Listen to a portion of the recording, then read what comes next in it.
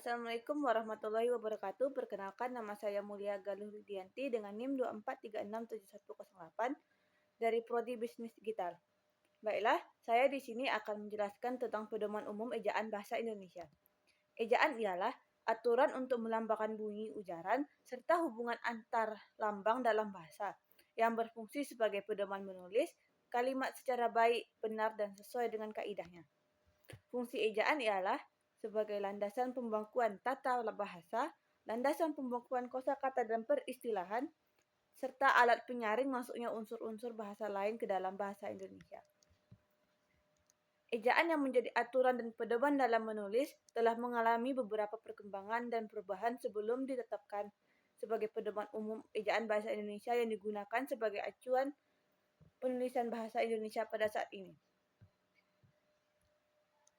Perubahan ejaan pertama ialah ejaan Van Ophusen pada tahun 1901. Ejaan ini menitik beratkan penggunaan ejaan bahasa Melayu dengan huruf Latin. Contohnya, huruf J untuk menuliskan kata-kata jang, saja, wajang, dan lain-lain. Huruf OE untuk menuliskan kata-kata dulu, aku, Sukarni, dan lain-lain. Kedua, ejaan Suwandi pada tanggal 19 Maret 1947. Pada ejaan ini, huruf OE dalam ejaan Van Ophusen menjadi U, serta tanda trema pada huruf A dan I dihilangkan. Lalu ejaan Melindo. Ejaan Melindo merupakan perumusan ejaan Melayu dan Indonesia yang terjadi pada Kongres Bahasa Indonesia pada tahun 1954 di Medan. Contohnya, perbaikan yang dilakukan adalah huruf J digunakan sebagai pengganti DJ. Lalu huruf N sebagai pengganti NJ.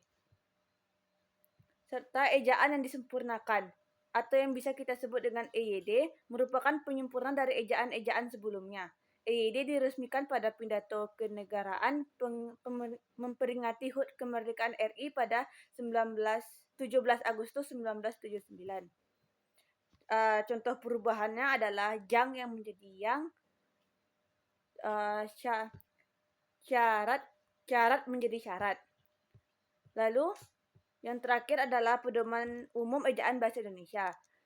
Pedoman umum ejaan bahasa Indonesia dikembangkan pada tahun 2016 oleh Badan Perkembangan dan Balai Bahasa. Aturan ini dikeluarkan sebagai bentuk dari perbaikan terhadap ejaan sebelumnya. Pedoman umum ejaan bahasa Indonesia merupakan perkembangan dari ejaan yang disempurnakan. Pada pedoman ini dilakukan perubahan dan penambahan terhadap aturan penulisan dan bahasa Indonesia yang tidak dijelaskan pada ejaan sebelumnya. Baiklah, sekian yang bisa saya sampaikan. Maaf apabila ada kata-kata yang salah. Assalamualaikum warahmatullahi wabarakatuh.